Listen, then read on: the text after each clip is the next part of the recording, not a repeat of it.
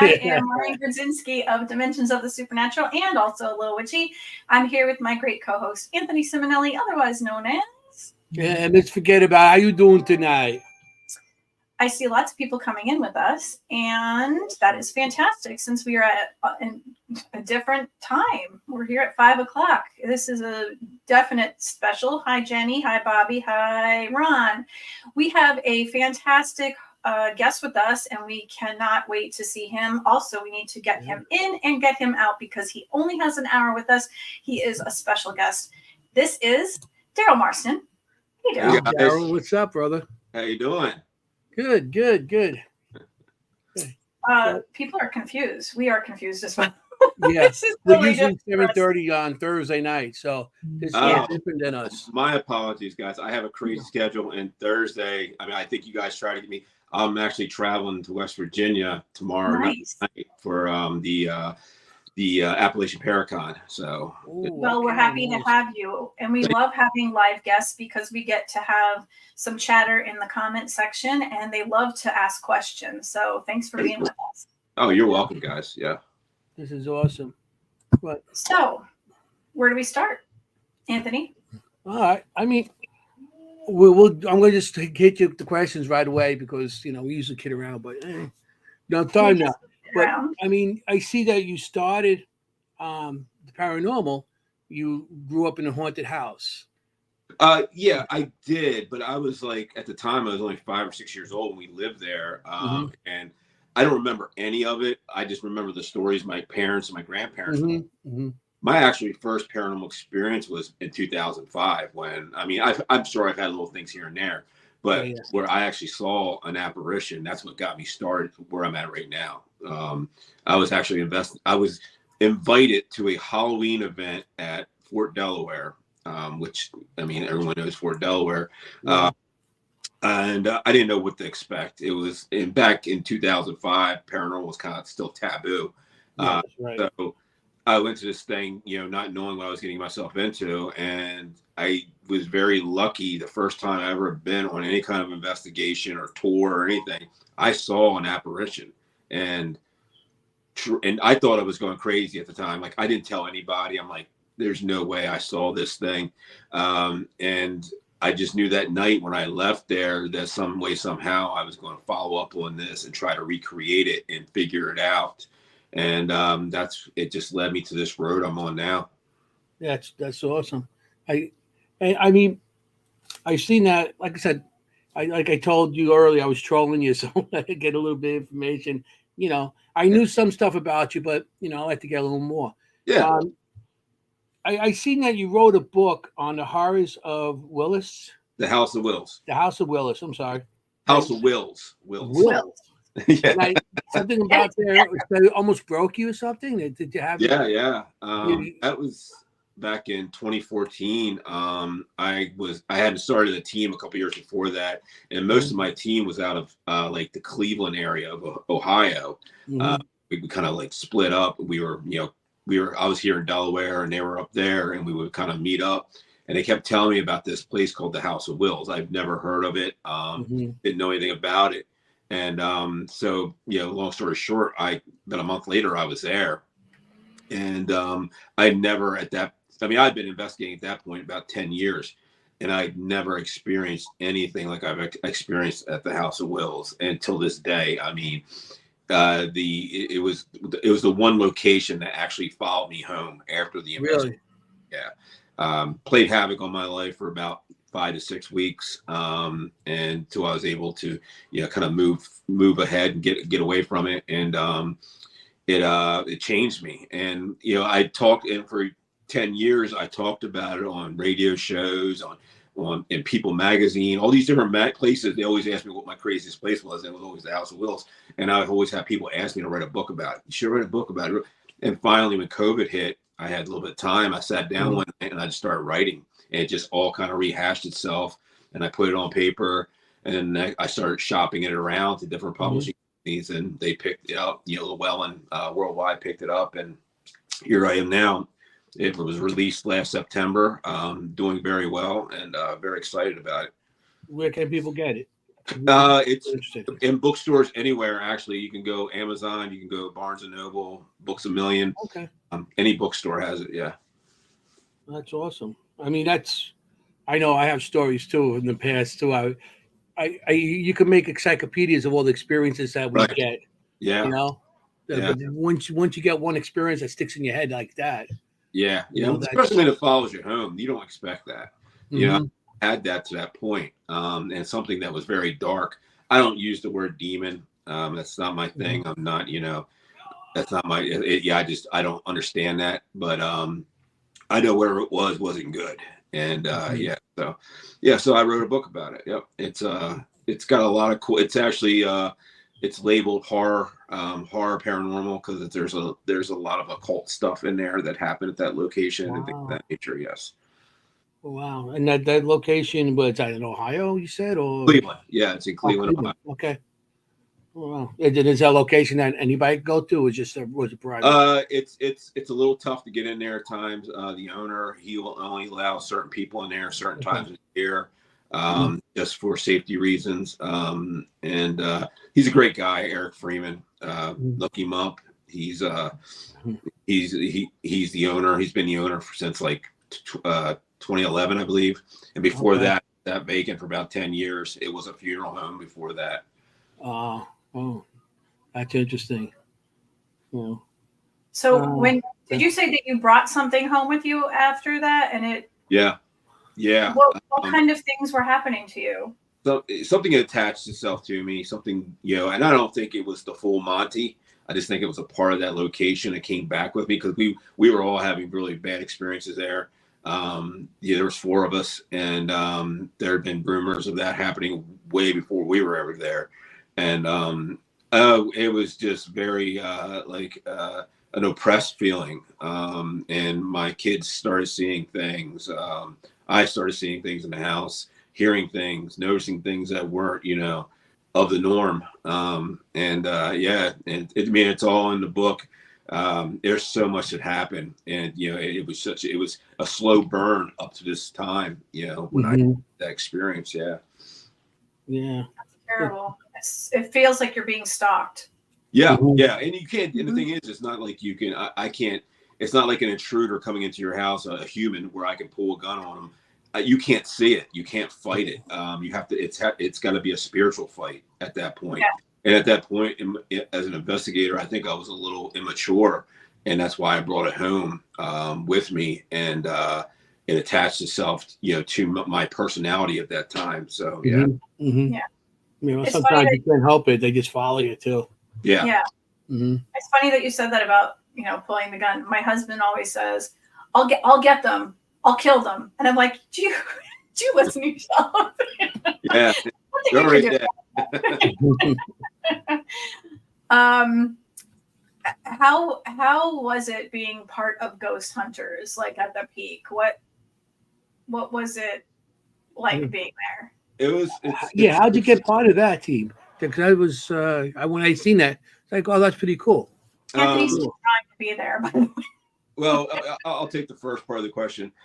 Being there it's very intense. It's very political. There's a lot of moving parts.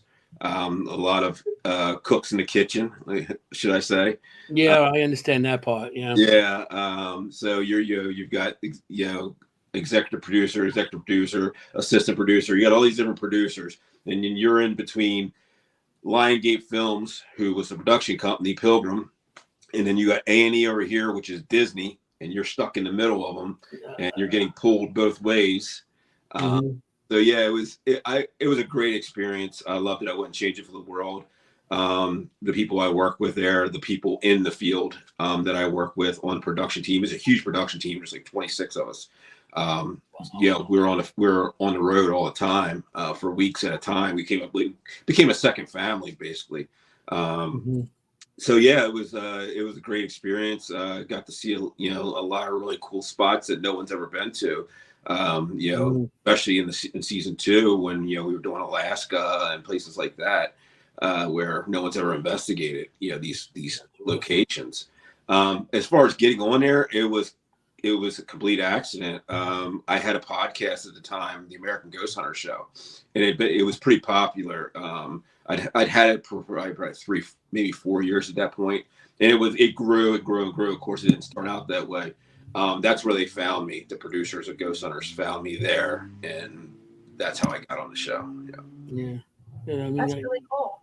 That's what's cool about being in the shows like that. You get to see locations, that you probably won't be able to get in as a private team. Yeah. And you're not just there for one night. We were there, I mean, on average, we're there about 6 days. On a long shoot, we were there for about 14 or 15 days in one location. Wow. Depending how big it was. And people don't understand that. They think that, you're there for a night or 2 nights. Like it takes hours and hours and hours to get what you see, because it's like you have to edit it down to 43 minutes. Yeah. Because you got a week's worth of filming that's all edited down to 43. And when I say filming, you're talking 3 or 4 camera guys following everyone around for 16 hours a day, filming everything they're doing, every investigation, everything behind the scenes, and then all that every night gets sent back to post in LA. In LA, they put it together and they take out what they want and they build a narrative off of it, a story. And that's the direction it usually come when it would come out. That's what you would see, the narrative. So yeah, I think I fell in love with more of that part of the business than I did the actual investigating. I love the investigating, don't get me wrong. But to see how that's all put together and all the hard work that goes into it and all the people behind the scenes that no one ever sees, no one ever hears about, as far as the camera people, the audio people, the APs, everybody, the executive producers who work behind the scenes of these shows that do all this hard work and put it together. You're just seeing us on film, which is don't get me wrong, it's a big part of it, but it's not the whole story. It really isn't. They make us look good. They really do. And especially the camera, they're every step of the way. They're behind you. Them in the audio. Yeah, and they film like you're in a room by yourself walking, but they don't realize what's behind you. On the production or in front of you, or somebody's already in the room as you're walking in. Yeah. So you look like you're the first one in the room. You're not. The camera guy's sitting in the corner in cobwebs.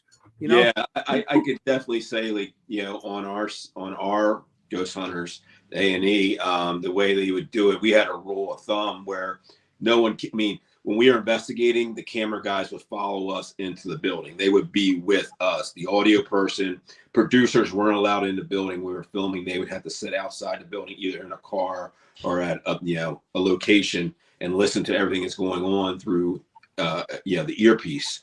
And they would follow us around. But every once in a while, what would happen was that you get into a location and you don't want to see the audio person on film. So the audio person would take off and go into an adjacent room or a bathroom or a closet and just be sitting there. And sometimes you forget about them and you would just walk into that closet and get the shit scared. It happened to me all the time.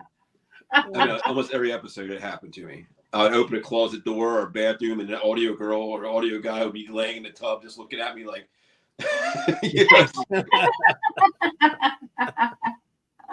Oh, that's awesome. It's a lot of work, and I mean, if you're standing there and like you're literally trying not to bump into somebody with the camera, so you're trying to work with them, like turning the corner, and you're trying to keep your back to them the whole time, but they're like stuck in the corner, and sometimes they're bigger than you, and you're trying to stay where you're at and work with them. It's hard. I can tell you, our guys, man, they were animals. They were so professional, and they've been doing it for years. I mean, they worked on the original Ghost Hunter. Some of them did, and when they weren't working on our show, they were working on other shows like Wicked Tuna and things like that. So they knew how to get out of the way.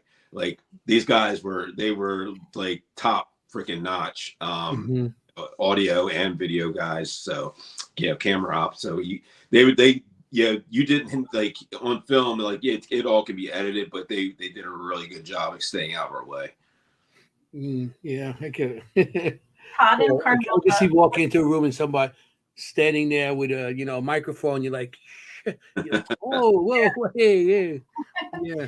Todd and Carmela would like to know, how much of a challenge is it filming a TV show for you? What's the challenge for you? Like, I'm assuming it's probably like time wise, or is it, you're probably going 16 hours into the day, or like, what's your challenge part of it? The biggest challenge was, you'd be away from your family for 2-3 weeks, sometimes 4 weeks at a time, because you would fly to a location, you would film there for a week, you would either drive or fly to another location. You could be in Texas this week, Maine the next week, Alaska the week after that. So you're constantly flying, you're living out of a suitcase. You don't see your family. I stayed in contact with my family every day, either through Skype or Zoom. And if I could get a signal. So it was, I think that was the hardest part. And then, of course you got like, people think we just go in when it gets dark. No, we're usually there like 8-10 hours before it even gets dark, because we have interviews to do. It's a lot of hurry up and wait. So you'd be just sitting there waiting for everyone to set up, production to set up, waiting for people to show up. So, I think it was, I loved it. Don't get me wrong. But it's a job. It's 99% work and 1% reward when it comes to it, to be honest with you. Yeah. There's a lot there. I mean, it's what you enjoy doing, so it doesn't seem like a job, but it is still a job. Right. Yeah, it's exciting. It's just it wears on you, because you have to. You have to figure out your daily life out of a hotel room. Because I work out religiously, so I'm always looking for a gym. Hopefully the hotel we're staying at has a decent gym. Trying to eat right when you're on the road, watching what you're eating. And that's very hard, it really is. So stuff like that was the challenging part, and being away from the family for so long. I missed a good 2 years of my son growing up, my 11-year-old, who's 11 now. So it was just, I missed, some really cool stuff, but that comes with the nature. So. Ron wants to know, do TV shows help confirm your belief, or does it change your belief in any way? From my perspective, I was very blessed to go investigate some really cool locations that were very active. And that's one thing I could say about Post. They would vet an actual location to make sure that things were going to go down. It wasn't just someone saying, "Oh, my cat's staring at the ceiling," and we think the house is on it. There had to be all kinds of eyewitness reports and things of that nature. So I think it strengthened me as an investigator and my belief system as what's going on out there with the paranormal. It was more. I can't speak for every show, but I could speak for what we did on Ghost Hunters and what I've been working on as of late. I think it educated me some too, learning new equipment, learning what's not good, what's good, and really, kind of delving into it and dissecting it at a different level that I wasn't used to at that point. Yeah. Mm-hmm. Do you miss like going out with like your first team, breaking Paranormal? I see everybody on these shows and they do all these events and everything, but do you actually just go on an event just to do, not even an event, just go hang out with your friends or go back to an investigation just for fun? Because a lot of times at this point in your life, it's work pretty much. Yeah. The fun part of it, and I hate to say it, sometimes it's not there anymore. It's a job. But I still love it. Don't get me wrong, especially when you have those locations that really kind of open your eyes and a lot of stuff's going on. As far as going out with friends and stuff, but it's like, if you're an electrician or a plumber or a carpenter and you do that all day, you don't feel like coming home and doing it. I'm a retired electrician. You don't tell me more. Right. So it's kind of the same thing. You're like, I'm good. But I try to get my wife out as much as possible. She works with me a lot, but when I do these events, if it's something close, she'll come with me just because she loves it, and she's still in that part of it where she thoroughly enjoys the investigation part of it, where with me when I do the events and do these appearances, I'm having to entertain at the same time. You know what I'm saying? Yes. It's not all me concentrating on investigating and just having fun, hang out with my buddies. It's more me entertaining the people who paid to come hang out with me, and trying to, educate at the same time. So yeah, it's a job, but you can't. Yeah, I'm not complaining. Yeah, No. yeah. It's a job. I mean, it's something you enjoy, and you actually it's great to have a job that you enjoy Yeah. to begin with. Yeah. It was a hobby. Well, they could say to me, paranormal investigating is not a hobby. It's just a way of life for me. It's like I just do it. It's not really a hobby anymore, but it's something that you enjoyed as you growing up, and it's also something you got into because you were curious at the beginning. Yeah. I never thought you're going to be to this point that you're actually going to be there, showing people and explaining to people what's it about, or just being where you are now with all this. Yeah. It's pretty cool. I think it's very, very cool. Yeah, I've been very blessed. Yes. Yeah, I forced Gump my way through this. Let me tell you. I love it when people think they're like, they're the best at paranormal investigating and all that. It's guys, it's a pseudoscience. How are you good at a pseudoscience? Just go with it, man. Just do your thing. Try to figure it out.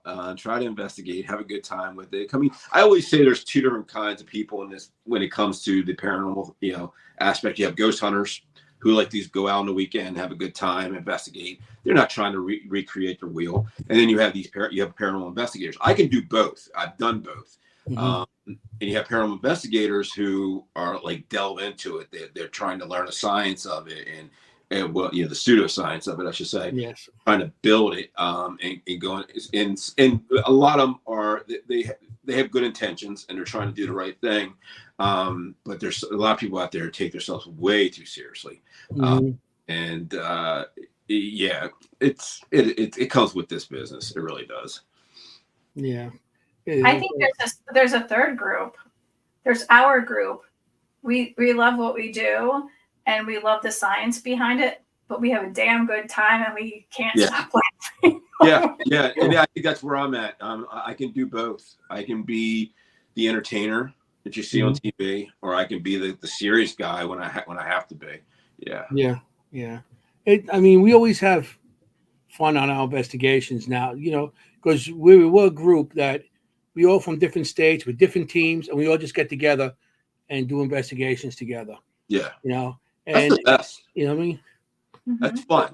Yeah. There's you're not trying to prove anything. You're not trying to, like I said, reinvent the wheel or anything. You're just going to have a good time, trying to get some activity, see what happens, and get a jump scare. I love the jump scares. I love the personal experiences, the storytelling behind it. I love all that. I couldn't see I see them now. All right. Hey, Jenny. Who had Ron before that? Yeah. Hey, Ron. Ron's a great guy, man. Let me tell you. Ron's question's next, but I didn't want to forget Jenny in between there. Fun. Is it the people? Yeah, I think a lot of it is the people, Jenny. I really do. I think because I do these all the time, these appearances, events, and it all depends on the crowd. A lot of times, you get one or two good people in the crowd that can get everybody riled up and and it makes it really fun for everybody. And there's places sometimes you go where everyone's just like, they're afraid to say anything. They're afraid to do anything. And you kind of have to bring it out of them.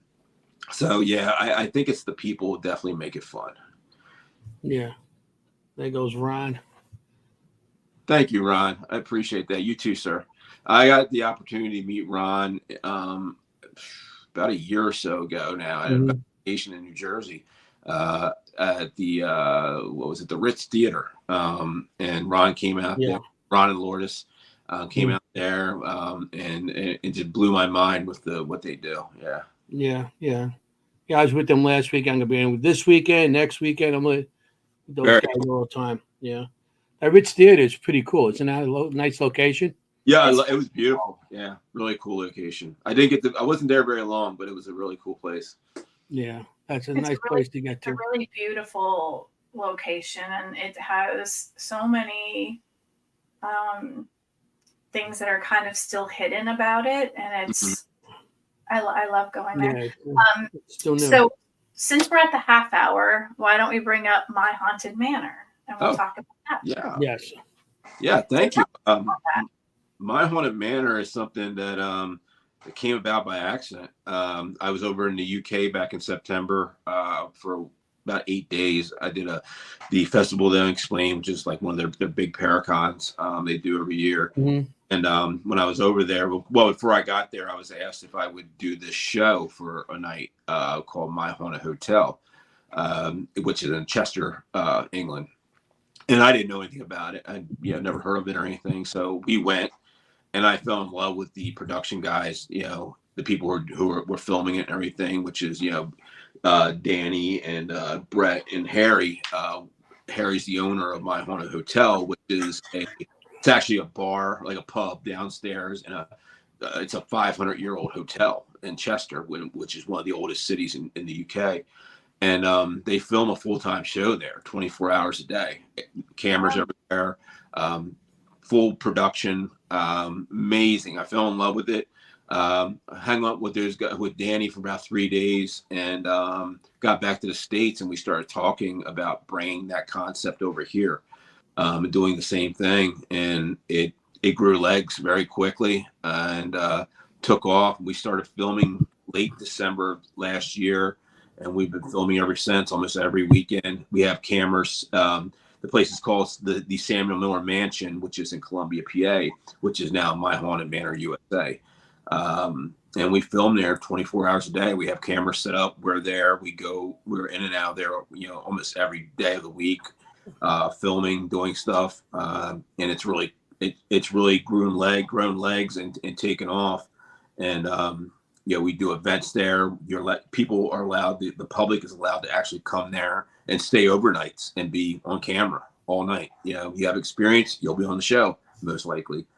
So yeah, it's a very cool concept, and I'm very excited about it. And it's been doing very well. I can't say enough great things about it. That's amazing. I'm going to try to make my way down one day. Yeah, absolutely. You guys have a full invite. Please let me know. I would love to. Yeah. So is it just you, or do you? No, have it's stopping in and out? Yeah, I have two co-hosts, Jeff and Trey Bader, the Bader brothers, which they worked for a team out of Delaware called Diamond State Ghost Investigators. They run Fort Delaware, all that stuff. And I met these guys when I was doing an event at Fort Delaware, the Bader brothers. And Jeff is actually a production head. He does behind the scenes production for commercials and things like that. So he's he knows the film part of it inside and out. So it was a win-win when we met, and I really loved their work, and they kill it. These boys are killers, absolutely. Yeah, I mean, I started watching a little bit of your stuff. It's pretty cool.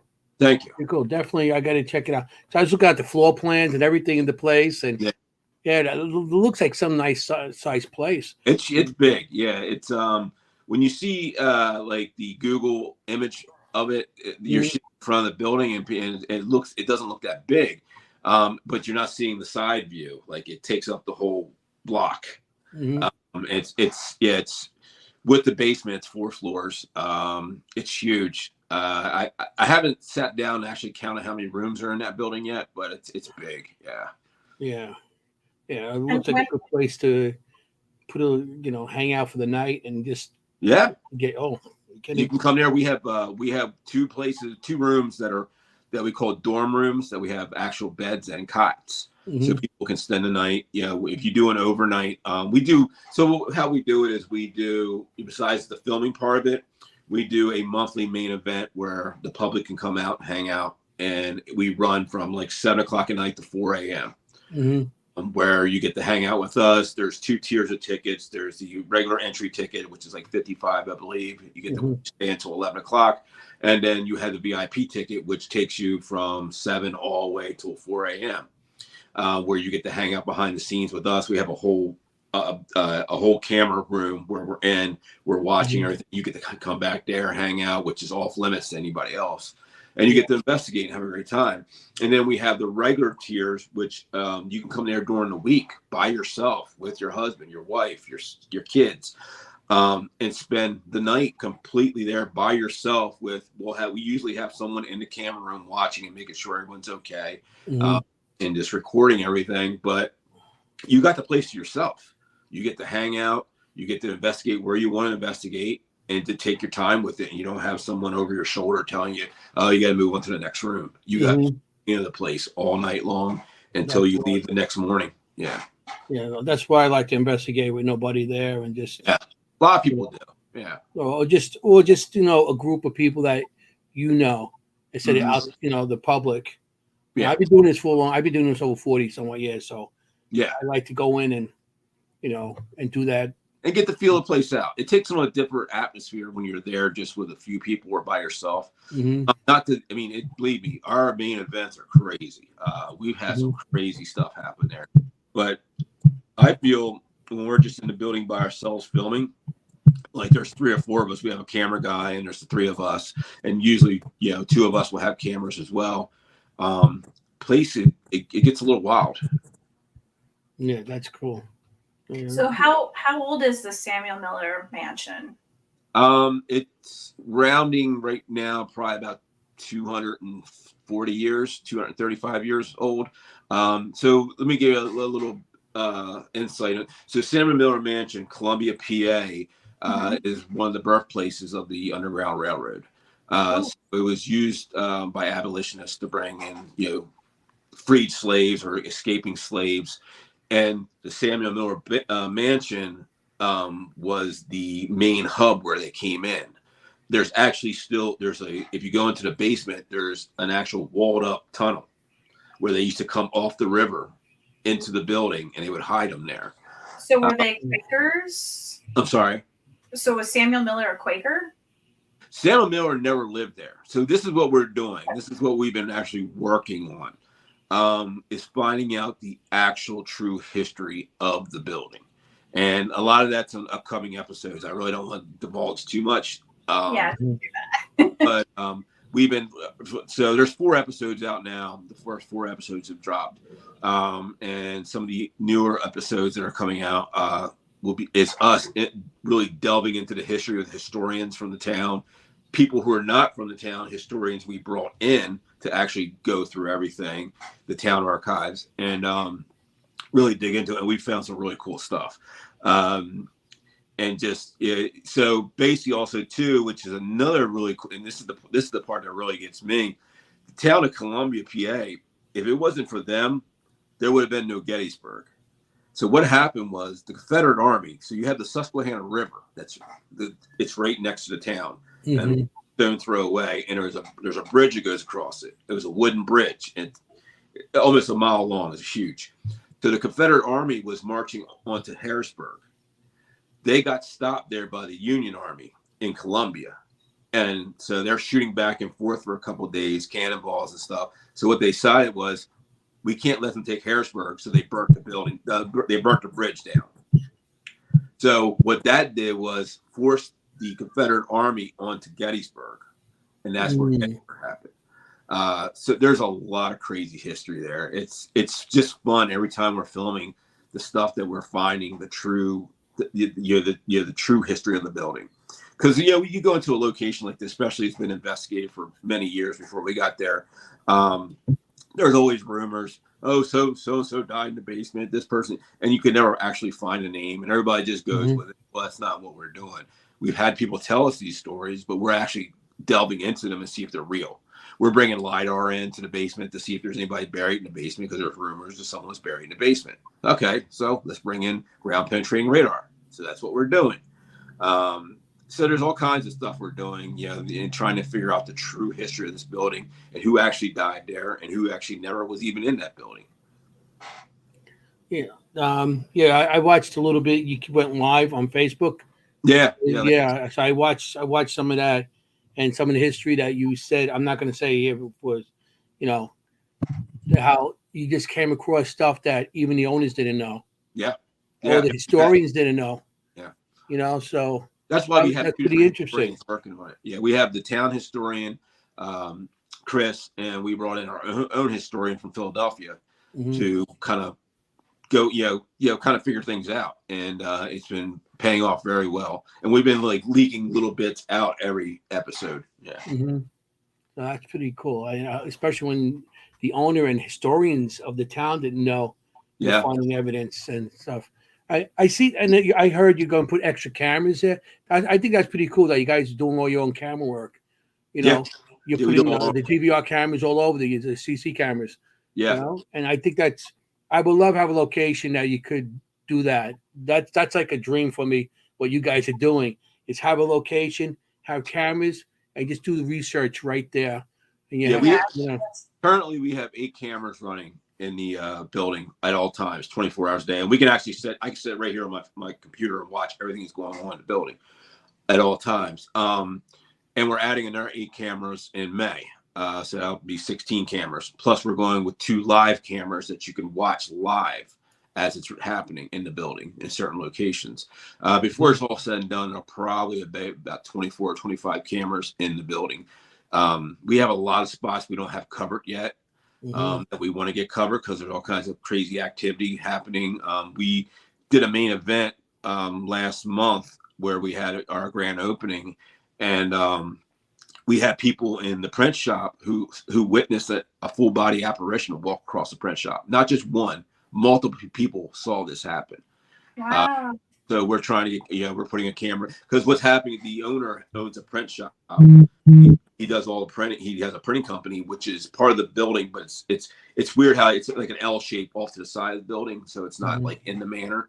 And they've had, like, he's had employees who are not paranormal people. They don't believe in it, have things happen to them, getting pushed, seeing things. And then we had these 3 or 4 girls and another person before them in the building who saw this apparition of a man in the print shop walk across the print shop right in front of everybody. There's 15 people in the room. Oh, wow. Yeah. That's awesome. Again, stuff like that. Did they see him when it was happening, or did it not show until they? Oh, so we don't have a camera in there. That's why we're putting cameras in the print shop now. We didn't realize the print shop was that active. People had told us it was, but like when you're getting people come to you, it's like people who've never investigated before. Like we had a lot of first timers for our grand opening. Yeah, people had never investigated, always wanted to, and like stories of things that happened to them in that building while they were there. And plus, we've had investigators come in there. Been doing this for 15 or 20 years, like you guys have, and they're like, "This is the craziest place they've ever been." We had the people, Diamond State Ghost investigators who run Fort Delaware. They've been running for 15, 20 years now. Come in our building and like, this is the most active location we've ever been. It's nonstop. So one thing happens, you walk into another room and a bunch of other stuff starts happening. It's crazy. And when it goes, it just goes. It just keeps building all night long. It's crazy. So why do you think that this is like the most active place that people have ever been? Do you think that it's just that active? Do you think that people have like the ghosts are just so happy to see that people are there that they're just interacting? Like, has it not really been that?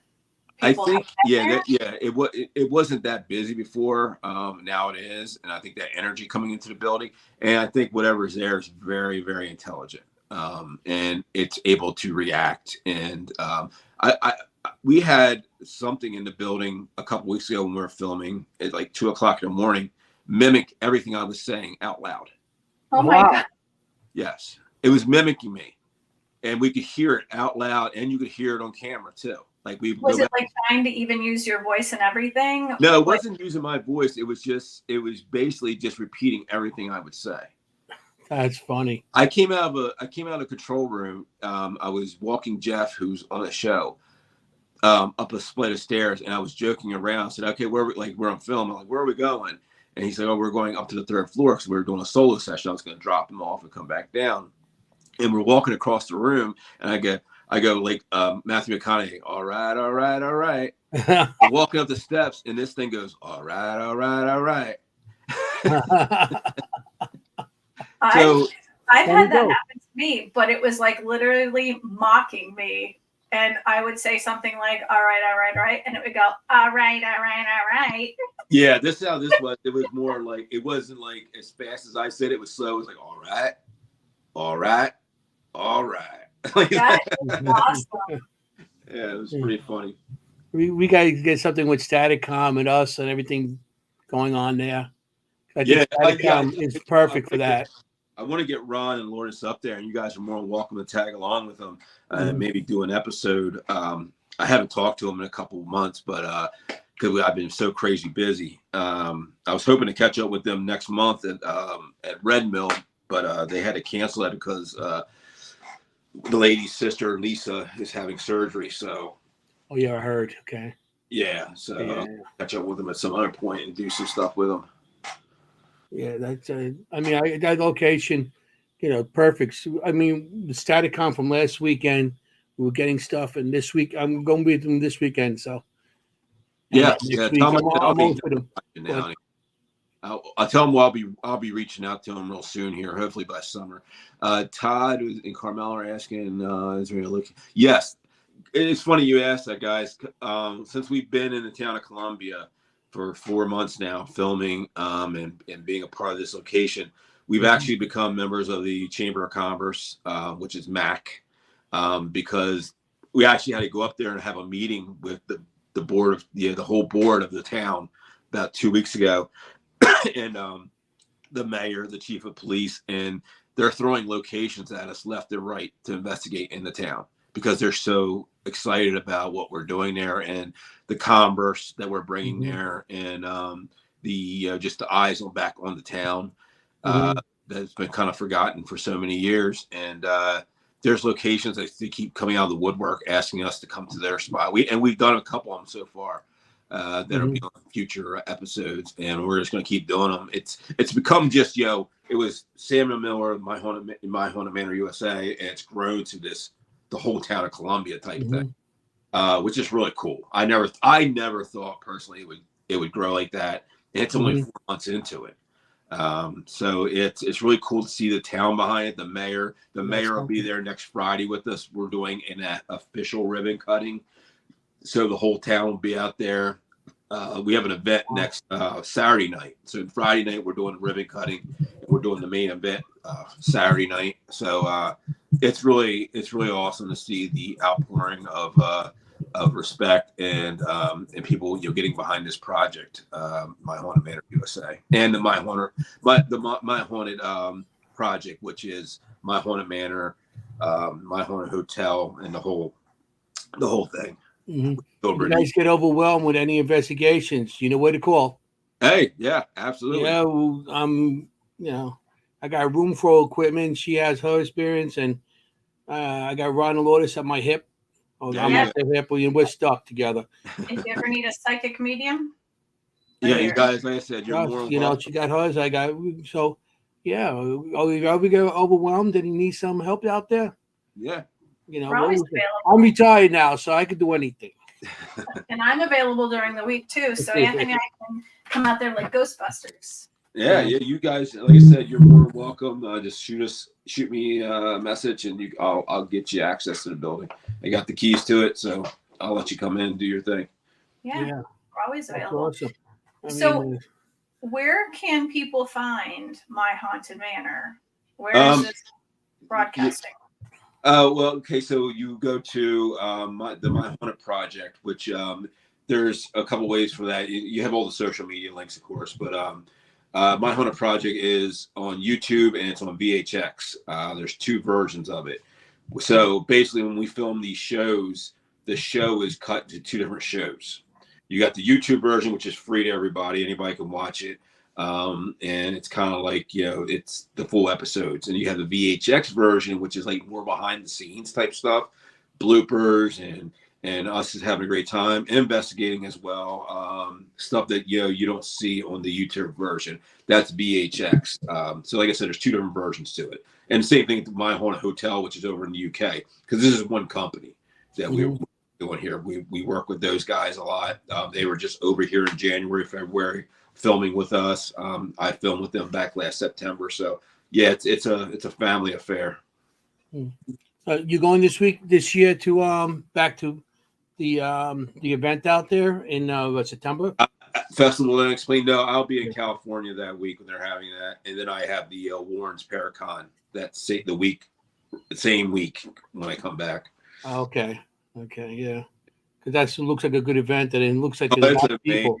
Yeah, for anybody who ever wanted to go to the UK, who's never been, it's an awesome experience. Great people who run that event over there. So if you're ever, great, they always have a great lineup too. Last year was me, Dave Schrader, Daniel Moss, and a couple other people, which it was a great time, fun. Mm-hmm. So yeah, and they have a really good lineup this year. They're bringing back the Halser Files, all the guys from that. Yeah, and like I said, the people who run it are amazing. It's a well-rounded event that's like 3 or 4 days long. It's not just an over like one night. Yeah, it's a VIP package type deal where you get to stay in this amazing 5 or 6 year old hotel, which is beautiful. It's huge. It's like 400 or 500 rooms. It's crazy. You get to go. There's castles everywhere. You get to go see castles. Castles. My dream, a castle. Yeah, it's quite the experience. I cannot say a bad thing about that. They took very well care of me the whole time I was there, because I was out of my realm over there because I loved it. Mm-hmm. Yeah, Ron and those guys are going to be there this year. Mm-hmm. Yeah, Ron and Lois to be there. Yeah, it looks like a good event. I told Ron I was going to hide in his equipment so he could bring me with him. Yeah. I'll go look like a Staticom. Staticom across my head. Quite the flight too. I mean, people. It's crazy because like when I got over there, like it's a long flight, 6.5 hours. I was like, it takes that long to get to LA here. They're like, what? I'm like, yeah, it's the same flight pretty much. It takes me that amount of time to get to Los Angeles as it does the UK or London, I should say. Mm-hmm. One question I always ask: how is the food there? Let's just put it this way: it's not. All right, I'm not going to throw myself out there. The beer is amazing. Okay. Yeah, me and Schrader. Me and Schrader shut down a bar one night. Put it that way. But the boys from the UK came over here, which they're all born and raised in the UK, and they didn't want to leave because our food was so damn good. But that's all I'm gonna say. I always joke that my dad is like English Protestant. My mom was Irish Catholic, and the way they cooked, a spice with salt and pepper. That's it. Yeah. It's nothing was spicy. I had some stuff over there. It was good.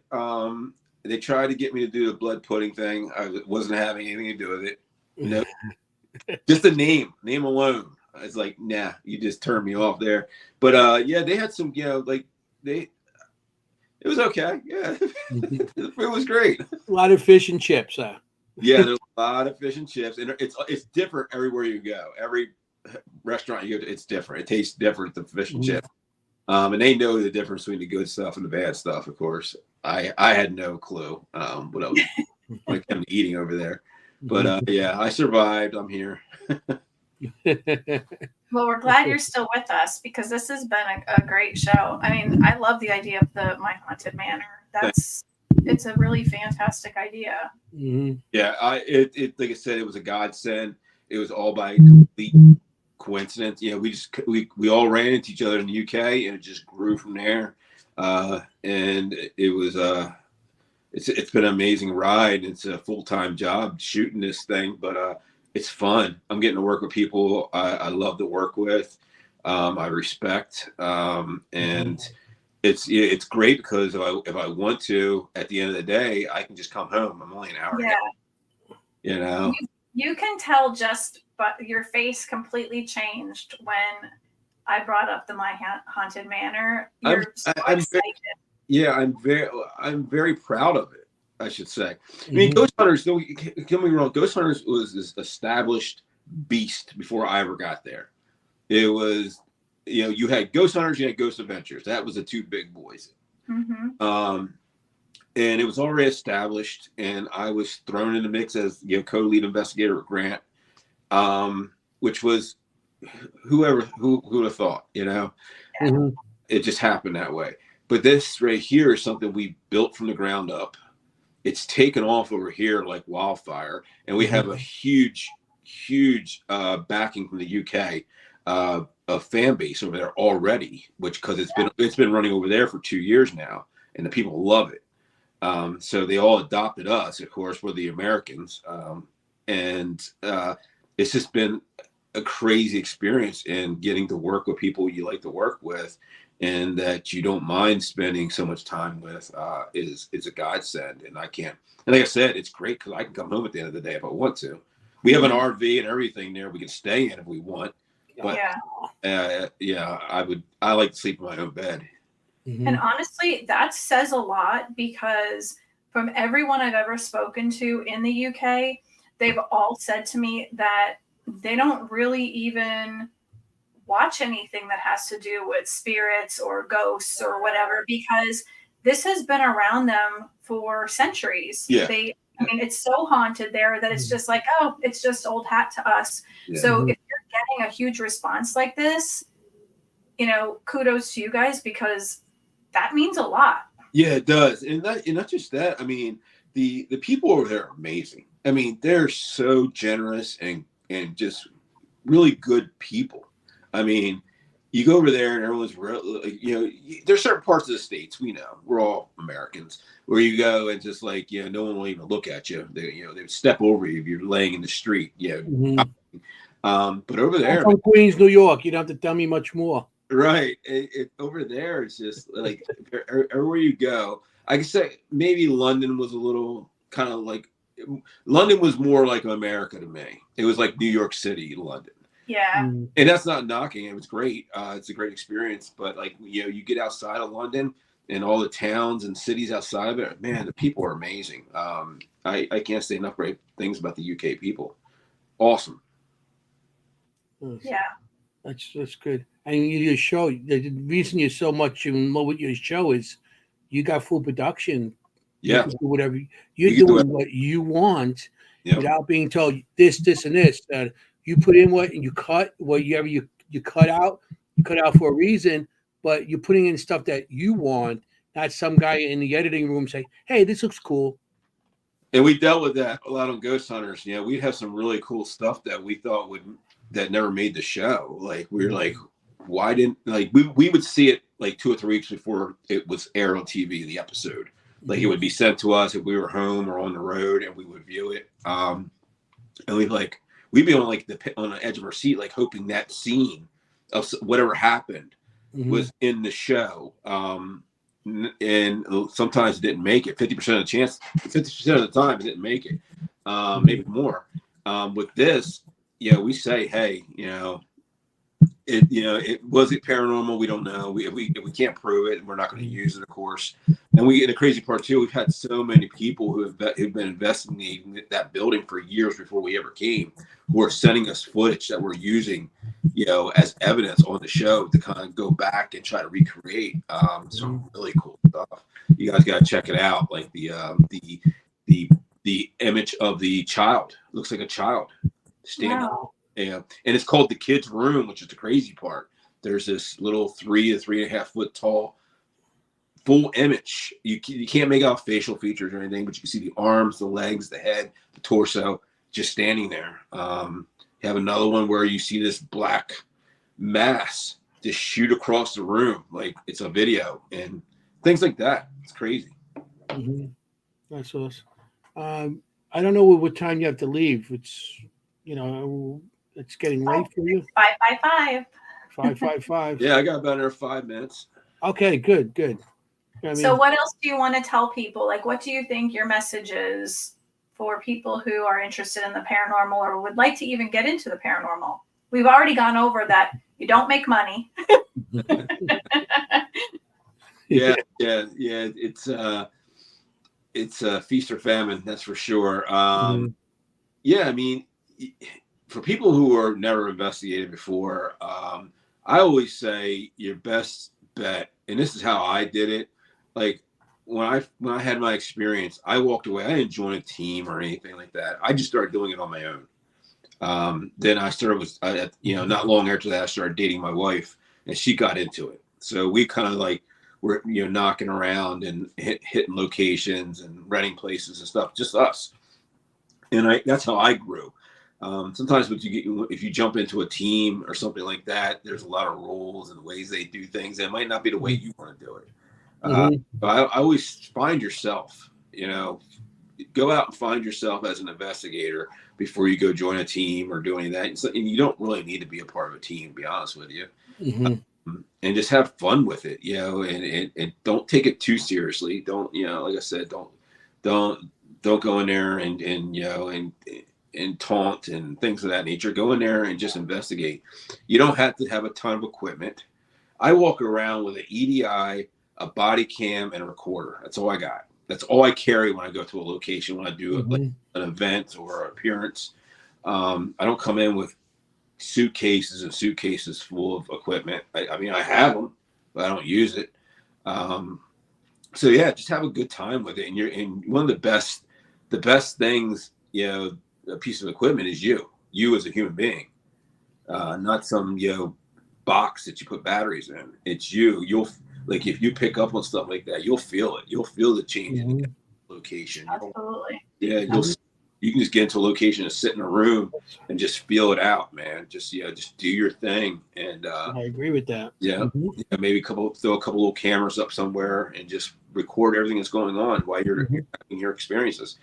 Yeah, that's the perfect. And I always say that too. It's the best piece of equipment. It's you. It's you. Your body. It's you. The way you feel. You feel the flutter in your stomach, or your heart starts to pound, or you get a headache. You can always tell the difference in when that pressure in the room changes and things of that nature. That's what's really good about the EDIs. They regulate pressure. They record pressure and humidity and things. So when you see that pressure going off and you're feeling something, there's something going on. I use the EDI also. Yeah, I love the EDI. Yeah. Multiple, you got everything in your hand. It's like it's all in one, and it's so well shielded. You don't have to worry about putting your phone on airplane mode. You don't have to worry about walkie-talkies or anything set off. It's not like a REM pod. It's just completely different piece of equipment. Yeah, I know. And the rubber cushion around it, that's even better.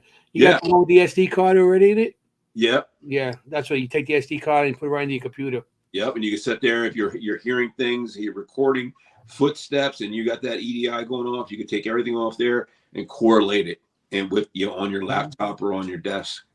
Yeah, that's I don't know if you can answer this in like 1 minute, but Todd and Carmela wanted to know, what's your most memorable moment from an investigation? If you could, like, quick. Most memorable moment would probably be Haines, Alaska, on Ghost Hunters. When with my body cam, I actually caught that full body apparition twice within like 30 seconds. That's probably the most memorable moment. Yeah. The full body's always like holy grail. That's the holy grail. I didn't even at the time I thought it. I heard it. I saw something. But when I went back, I totally forgot I had the body cam on. And I'm like, oh shit, I have my body cam on. So I pulled it, threw it on the laptop real quick, and when I got back to the hotel and pulled up, and there it was twice. Not once, but twice. The first time it was a foot from my face standing there looking at me, and the second time it was about 4 or 5 feet away from me. That's so awesome. Yeah. And we heard it. We all heard it. I heard it. Mustafa, the camera guy, producer, and the audio girl, who were 2 floors down, all heard this thing go down the hallway.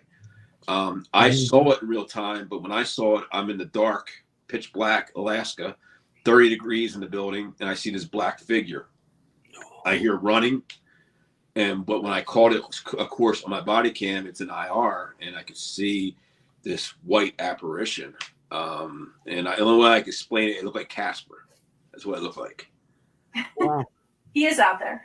Yeah. That's awesome. Alaska, I would love to go out there.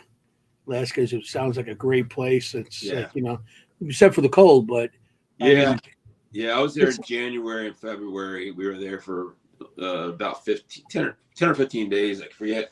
And we actually got stuck there because of the weather for a few days. Yeah. Yeah. Well, the cold does help them manifest too. Yeah. The cold and electrons in the air, and you're next to the aurora over there and all the other stuff. Yeah, the aurora Probably borealis. like a lot of magnetic fields helps up there. That helps these things manifest.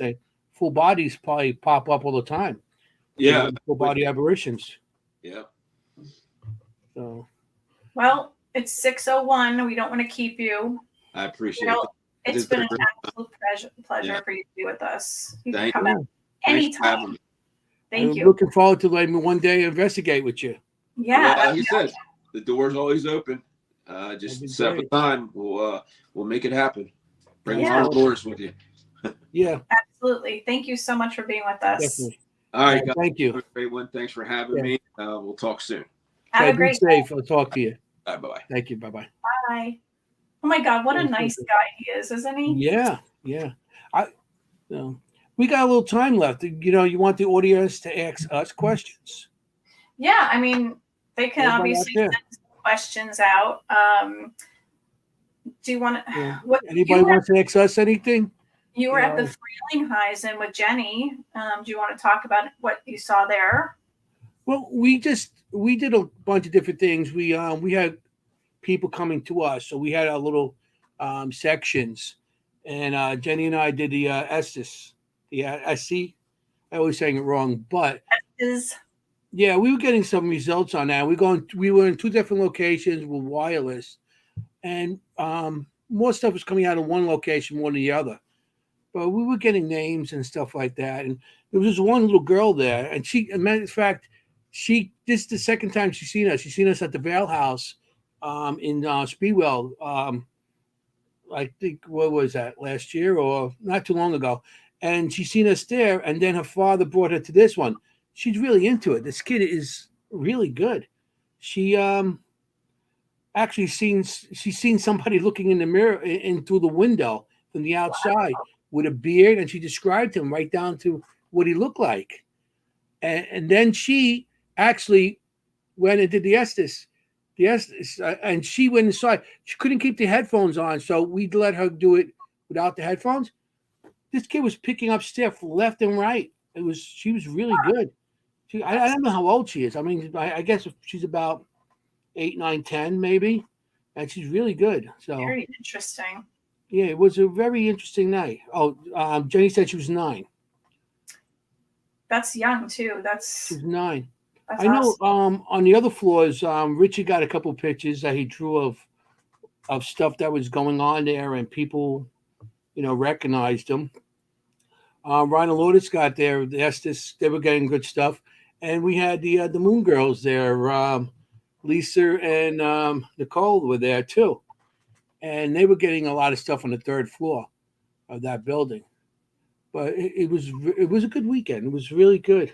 Very cool. We had a good time. Oofy says part of that was the pizza before. How what? Yeah. We'd out for pizza before. Yeah, it was a really good place. It was like, I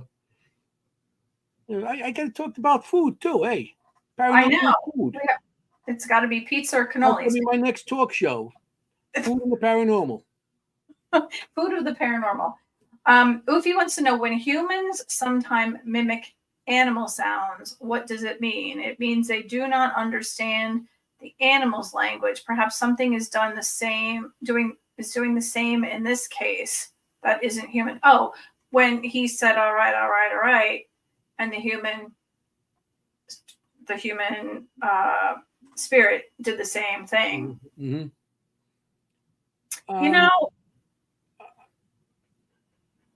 We had something like that happen over the weekend. Well, we had, something. Go ahead. I'll tell you about what we had that this weekend also. Okay. So, well, first of all, I've had mimics in my house. We now have one back again. And his name is Todd?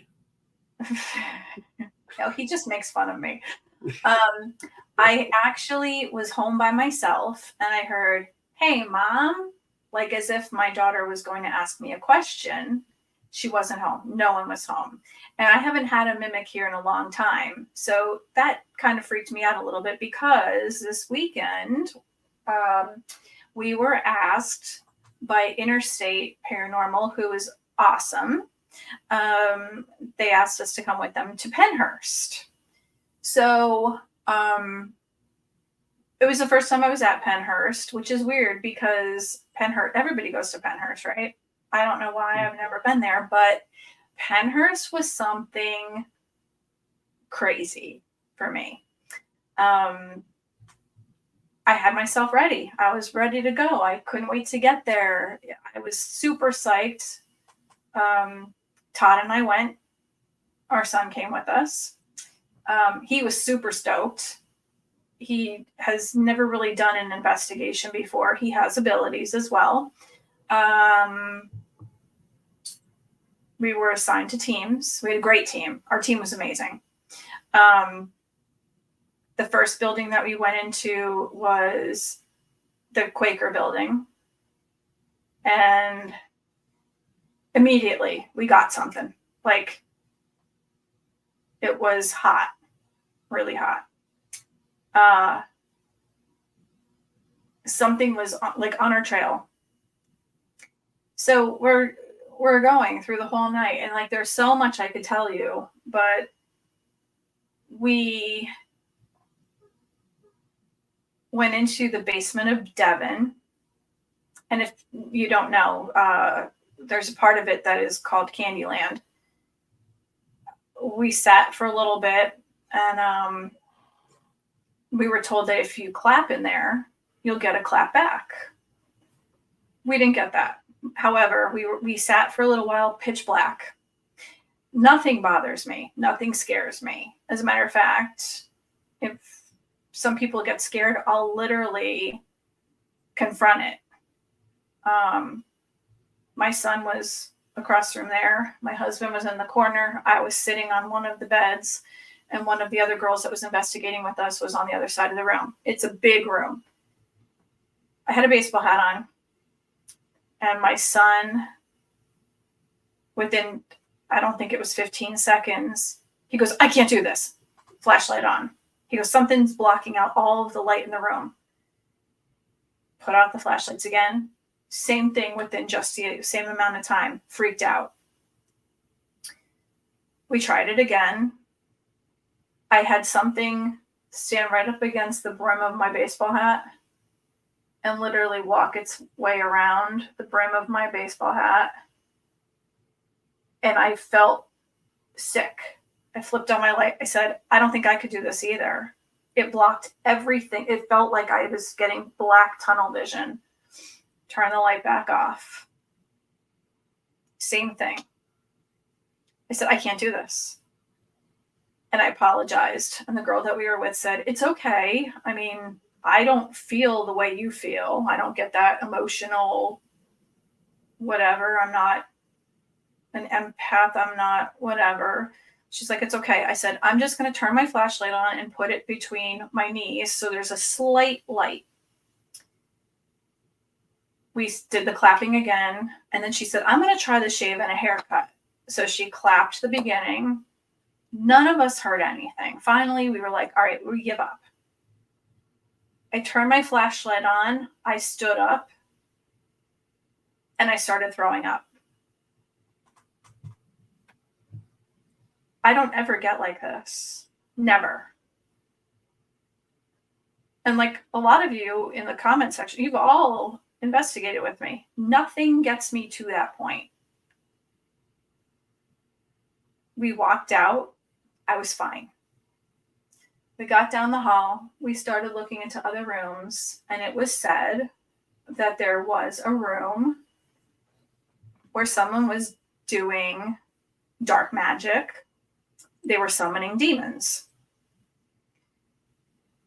I was feeling for the room, and I said, "This room makes me feel disgusting." That's it. We go into the room. This closet's locked, and they say that there is a demon locked in the room, in the closet. So I'm standing there, and all of a sudden, this thing on the floor is getting darker and darker and darker and darker. And it's a sigil that I'm seeing almost like burned into the floor. And I said, I'm seeing something on this floor.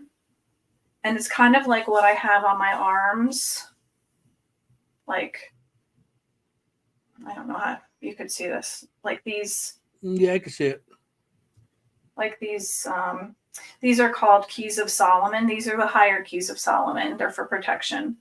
But this was like a lower key of Solomon, which would be like summoning demons or whatever. And I said, it kind of looks like that, but it's not painted, and it wasn't like a fluidy kind of thing. It was more like powdery.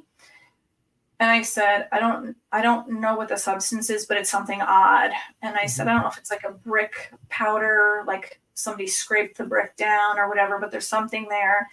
And no one else would see this right now. It's something that I'm seeing like with my third eye. And it was a ritual done to summon a demon. And then there was another ritual done to put the demon in the closet and like keep it locked. And then they would have to do another ritual to call upon the demon to pull it out.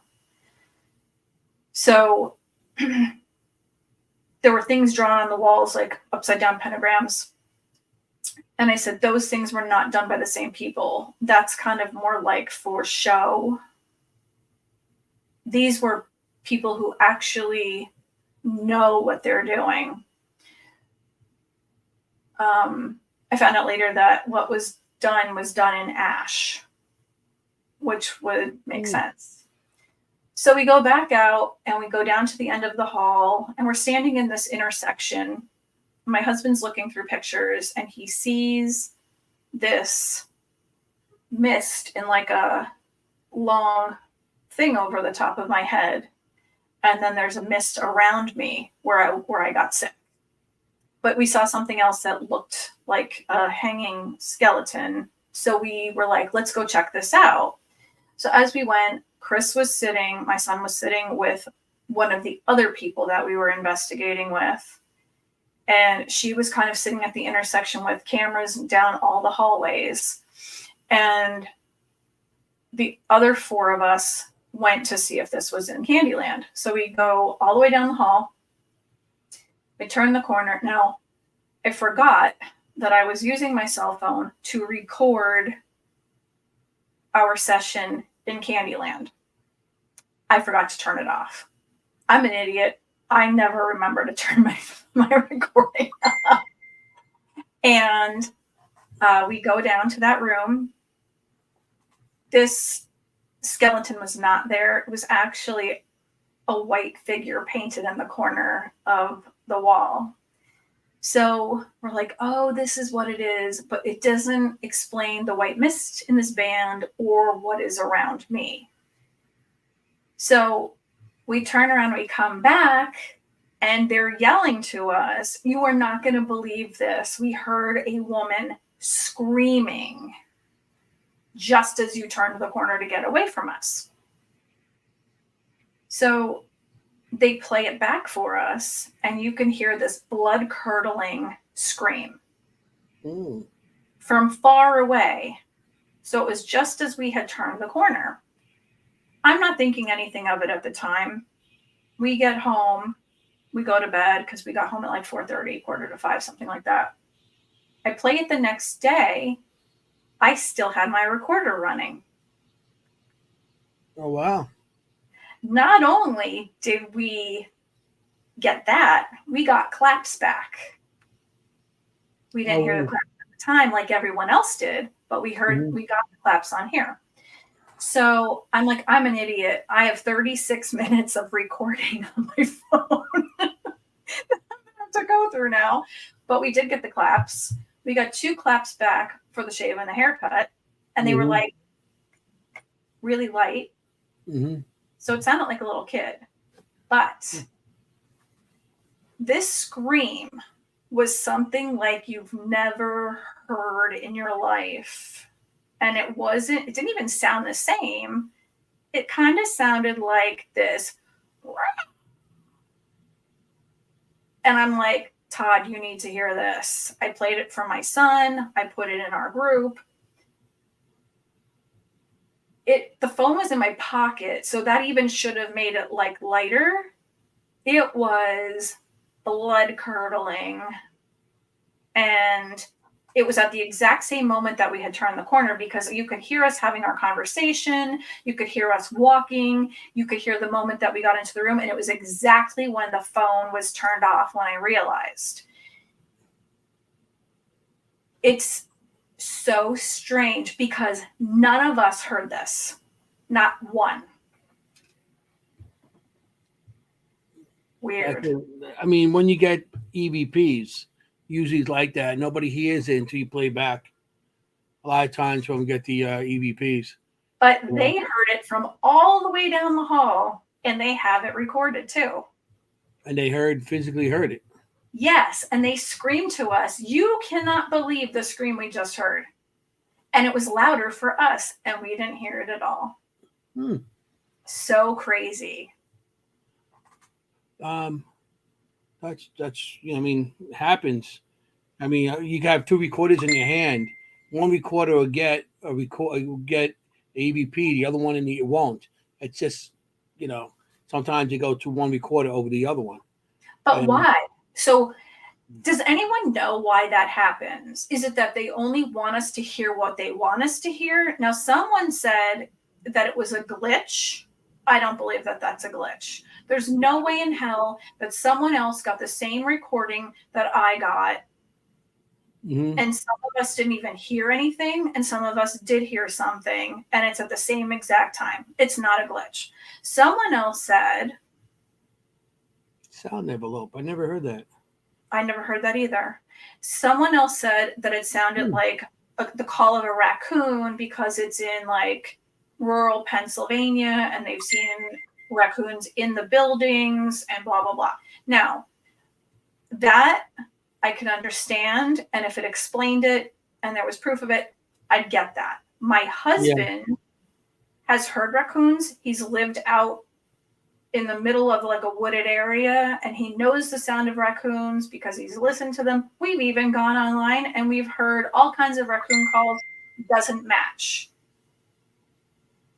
I know sometimes animals do have effect with some of the stuff that we do get, like the red fox. When the female goes in the heat, it sounds like a baby, literally a infant crying. And then you're in a location, you hear an infant crying, you're like, wow, it could be a female fox in heat. Owls. You got the owls, the screech owls. They sound like they're screaming. They sound like, if they're at a distance, it does sound like a woman being attacked. So sometimes animals do have effect. But where you were, it's a possibility because there is a lot of animals around that area, but you got to choose, what animal you think you're going to refer to, what animals in that area to refer it back to. That's the thing. And I would even say, that could be a fox, but it doesn't sound like a fox. And everybody else heard it and you didn't hear it at the time. So if it was a fox or an animal screaming, you would have heard it. Your recorder heard it. Other people did hear it. 4 people heard it. But what I'm saying, you didn't hear it. But you got a recording. So that shows it couldn't have been any kind of animal like that. I don't think. Dog spirit manipulates between 2 different people. The same room. Yeah. It could be. Yeah. Yeah. And it's weird because since we got home, that's when the mimic happened the next day. Yeah, well, you might have brought something with you. I'm going to bring that up here. The one this year. Yeah. Dog spirit manipulating features between the 2 different people. And where that voice or where this came from, we were in the room where I was throwing up. Yeah. So that could be, I mean, take that off there. But going back to Ufi thing with spirit, the animal spirits. I mean, just this weekend in the room that Jenny and I were in, when we first got in there, the people in the back of the room, because we were in the front and we had people sitting in chairs around the room, and we were doing our thing, and a woman heard a bark. She heard a bark. She goes, I heard a dog. I heard a bark. There's any dogs? There's no dogs, not around there. You know, it's a lot of property. There's no dogs on that property.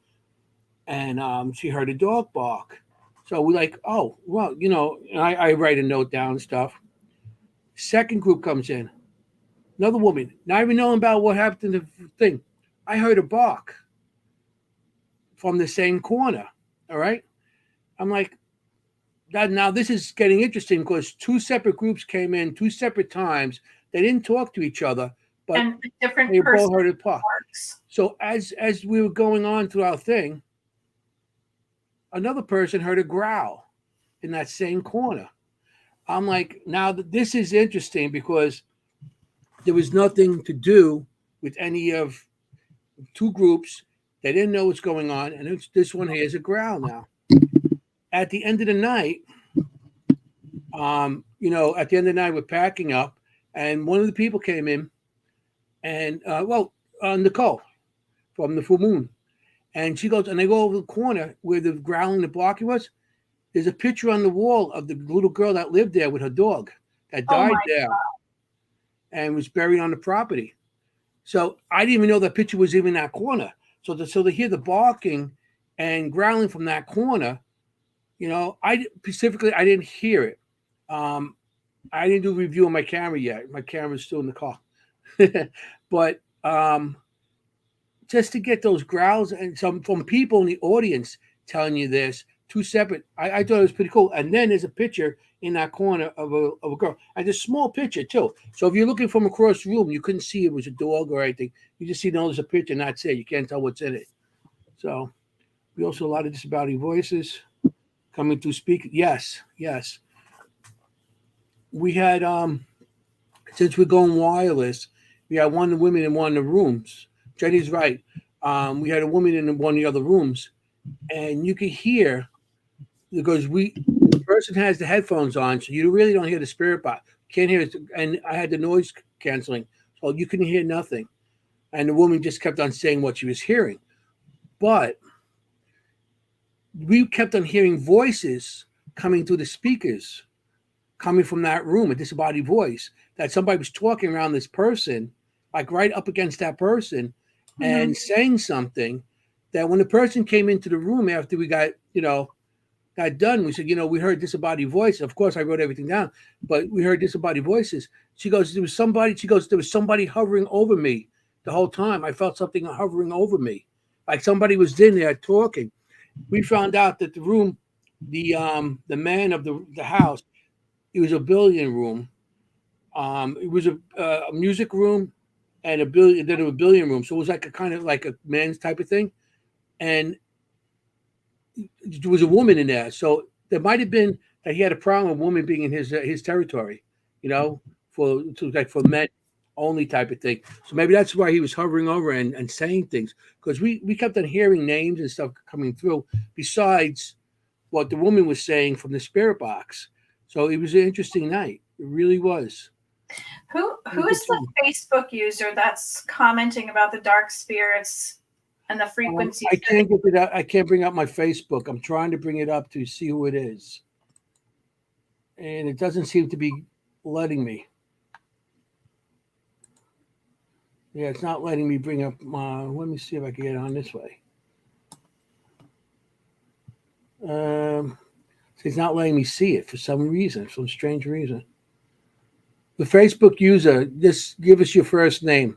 The person on Facebook, because your name's not coming up. Dark spirits have the wisdom of the ages. Well, so does positive spirits, not just dark. You got the negative and the positive. Oh, it's Wade Kirby. Thank you, Wade, for all that information. Hey, Wade. We appreciate that. That's really interesting. I haven't heard about the sound envelope or the And Ufi said you need a vectorized microphone. Thank you, Wade. That's really interesting. Thank you for adding that. Yeah, we have such really interesting people, and some of the most intelligent people come into our comments. You guys are really super smart. Thank you. Yeah. Well, I mean, it's like when it comes to to help. I love this stuff too. When it comes to entities from ages, old stuff that's been there, it's not always negative because everybody sees movies and everybody thinks you see something from 1,000 years ago, it's going to be negative and stuff like that. It could just be that they're very ornery because they've been stuck so long. It's possible. And the longer they're stuck, the more ornery they become. Mm-hmm.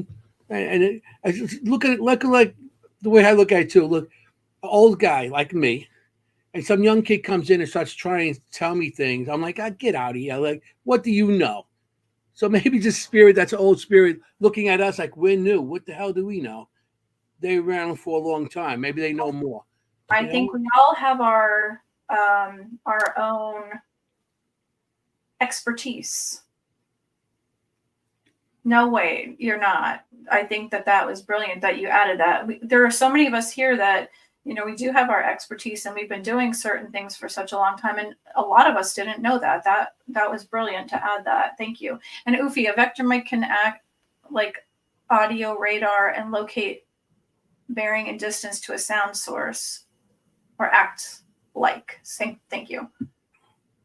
Yeah, I think that's important to know because a lot of us don't realize that we need certain things like that, or it would have been a good idea to have those things. Mm-hmm. Some of those things we just can't afford. How about that? Sometimes, it's like, I don't know how much something like that would cost. Yeah, is it something that's inexpensive, but we just don't know enough to have something like? A lot of times with the paranormal, I know when I was coming through, and a lot of people I know came through, everything's being, it's trial and error. We come out and we try some new piece of equipment. Let's try this. Let's try that. And we spend so much money on stuff that I know I got boxes and cases of stuff that's not used anymore. And I tried them. Like I bought these things that actually test the sound and how oh wow, I just went blank on what it's called, the decimals on the sound, on how loud sound or how low. I think it's depending how low the sound is that spirits to come through. Maybe you record with that, or how high, So, you buy all these different things and try, and some work, some don't. And then nowadays, a lot of stuff that did work, they make into new type of things with fancy boxes and stuff. And they charge a lot, but vectors make it easy construction. So we're separate speaker. Okay. Try boom. Triangle boom. So it's like a 90-degree type of thing then. Okay, measure the sound level. It's separate. Plot circle. All right. Yeah, I'm just reading what she was writing. Longer than me, 30 years worth.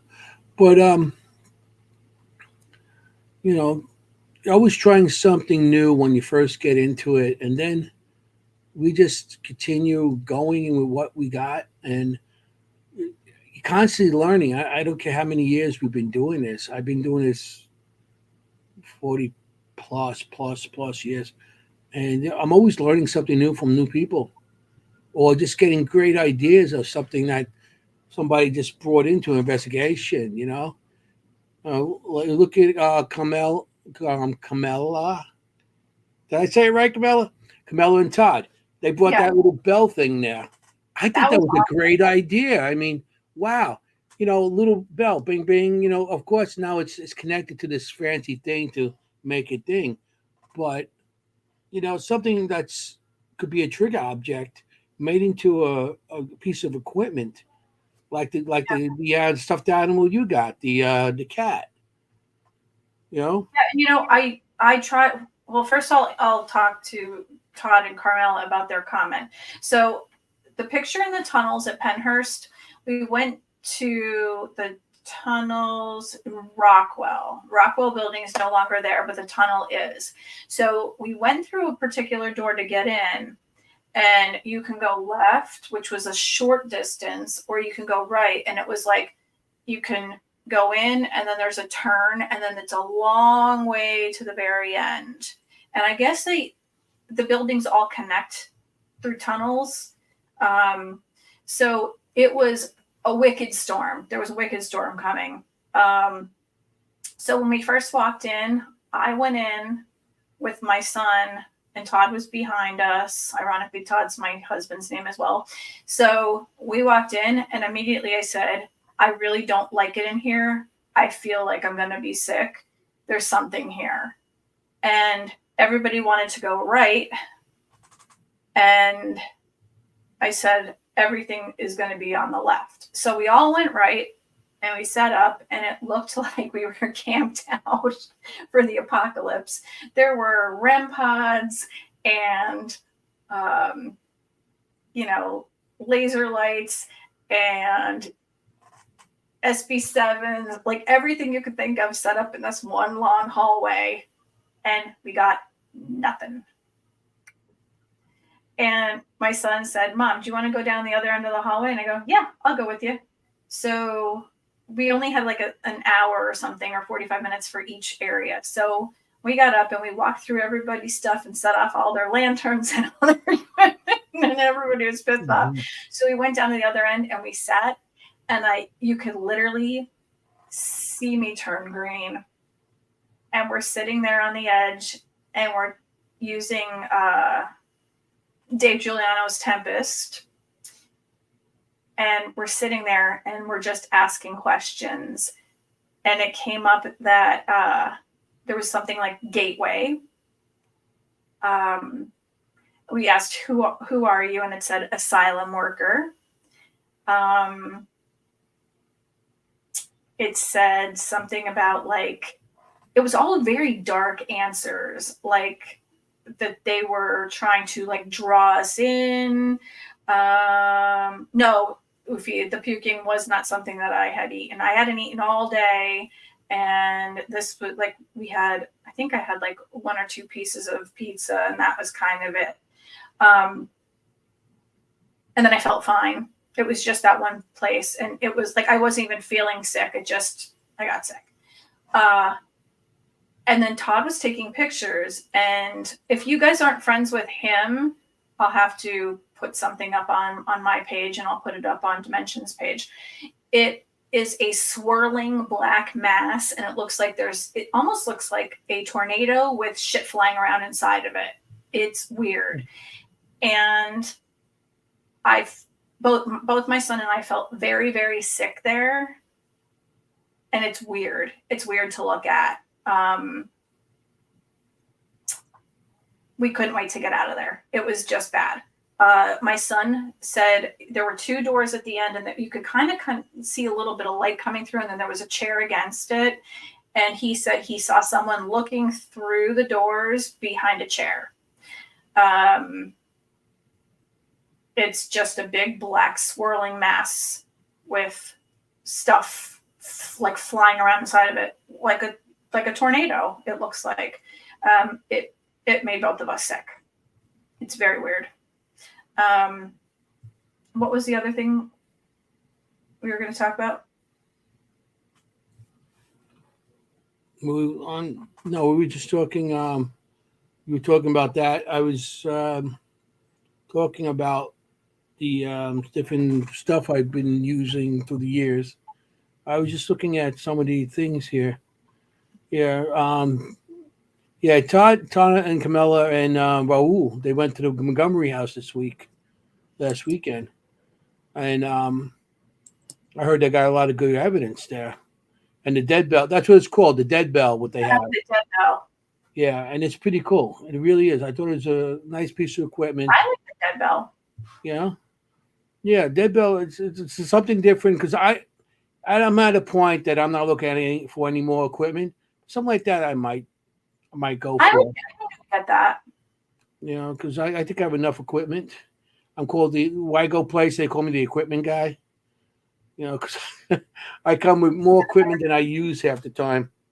Yeah. You know, I don't have time to even set up half the stuff that I have. So I've been going with smaller bags and stuff like that to do these things. You know, but you know that when you go, I mean, when you go, Maureen, what's your best piece of equipment that you like to use? Myself. Yeah, I like dowsing rods. I like, the old school stuff. yeah, I mean, like I could literally go anywhere with dowsing rods, my phone, because you could take pictures and record with it. Hmm. If I didn't have any of my other equipment, I'd be okay. Yeah, which I have. I know. I've done it. I worked down, and I was one of the construction guys that actually, when after the towers went down, the building next door, the Deutsche Bank, was still up and got really damaged when the buildings went down. And I was part of the crew that we had to take it down. It was but we had to take it down. It was asbestos. So uh, I'm asbestos rated. I got the license and everything. So I was part of the crew that went in there and I kept it lit. We were the electricians that kept everything lit. Everybody took everything out, but we just kept it lit. And we went to locations there, and all I had was my cell phone because you couldn't really bring nothing with you in there. And I was getting stuff that I didn't want to get, but yeah, sometimes you got just your cell phone and you just record and you just take pictures. You know, Yeah. that's about all. And it gets, sometimes you get some stuff. I got some good stuff with the cell phone in the past. Even when I had my iPhone and my past all these, I got some great pictures in the past with just my cell phone. And I also got great evidence. I use WazePad, and I got some good stuff going back. On my tablets and stuff. I have one thing where it sounds like somebody being attacked and everything. My brother and I both got it. We called each other. I called him up to tell him something, and next thing we know, I can't get in touch with him, but I'm getting like somebody moaning and screaming and screaming for help, and I'm like, what the hell? So I took my tablet and I recorded was getting off the phone. So I'm like, this is crazy. What the hell? I called my brother up and it's like, eh. Then a couple of days later, he contacts me. He goes, this is weird. He goes, I got this message on my phone. I have no idea who it's from. And I recorded it. I want you to hear it. So I go over it. It was the same recording I had. The same time I called him up. He got it. Oh, He got the call in. It says there's nobody on the call. It said unidentified call. It left him a voice message. He didn't even record. He left him a voice message. He was leaving a voice message on him, and I was hearing the same thing, and I was recording at the same time. It was like really weird. It was like weird sound, and then you hear somebody help, and you know, burning and all this stuff. Yeah, it was like a really crazy recording. And it's like they're talking to you from a phone in hell. yeah, that was like in 2007, 8, something like that. So Weird. it's not even new. It was back then. I'm gonna try something. I'm gonna blow us up. There you go. I'm gonna, Blow us up, hey.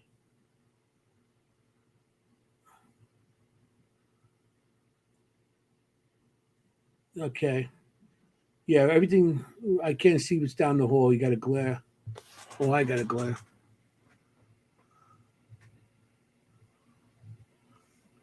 I'm looking. Is that the still picture of the thing you said it was a This swirling? is a still picture, so it. I can see stuff going around. Yeah, so that's like a tornado type thing. Yeah. Okay, that's a still picture from here. I'll put it up on Dimensions of the Supernatural's Facebook page, so you guys can take a look at that. Mm-hmm. What's to situation a new high trigger? Yeah, but yeah, I mean, some of the stuff I got in the past to now, and you know, it seems like some of the stuff I got back then with some of the old equipment, I still use it as evidence, or I showed to people just to show them this is what I got in the past, from still pictures to actually some videos, and it's definitely I got a ton of audio EVPs from the past, so disembodied voices, but some of the stuff that's used nowadays, it's just as good as the stuff that we used in the past, and then this other stuff that you're still getting, a lot more clearer with some of the stuff that's coming out, Yeah. So There's like I have a lot of footage to go through to see what else, because like I said, there's the claps. We actually had I mean, like as soon as we went into the first building to go through, it was weird because we started on one floor, and when I put my hand into the building, it was ice cold inside, and it was warm that day. mm-hmm. And then I stepped in a little bit further, and it started to get a little bit warmer. But I stepped into this first room, and it was like their bathroom. It was hot in this room, hot. Oh, really? Okay. And then every other room was cold. And then we went into that room later, and it was just normal, like the other rooms. So I don't know what the hell was going on in this room, but it was weird. And we just kept kind of like trekking along, and we got like strange things. We would go into one room, and I put on like, I couldn't find my Pana box. It was like I had it in this bag, and no matter what I did to try to find it, it was like they were moving it around, so I couldn't find it. So I had another thing. It's kind of like an SB7, I guess, but I turned that on, and I'm listening, and I'm asking questions. And I said, "Hi, my name is Maureen. I'm here to talk to you. I just want to, I'm here to help you and get your story out. And, what can you tell me?" And I hear this shit. Here we go again. More people to ask questions. And I was like, yeah, I understand that there are a lot of people that come here to talk to you, and you're probably a little bit annoyed by these questions. And I hear, bitch. And my son goes, "Are you sure that was with a B and not a W?" I was like, either way, they're not wanting to ask any questions. The same guy was not happy with whatever we were doing. So I was like, okay, so, do you want us to leave? And you hear, "Get out." Like every place we went, they did not want to talk to us. They were not happy about answering questions. I think they're so overwhelmed with every time they've spoken to people that they're just wanting to be left alone. They don't want us there anymore. They just want to be left to the dark to just rest. They don't want us there. I said, so if you're here, give us a sign. Can you, touch my hand? Can you make a noise? We had stuff thrown at us. They don't want to be bothered. I mean, last time I went to Penhurst, I drew a picture. I'm going to try to bring up the picture. All right. But when we went to Penhurst, let me see if I can bring that picture up.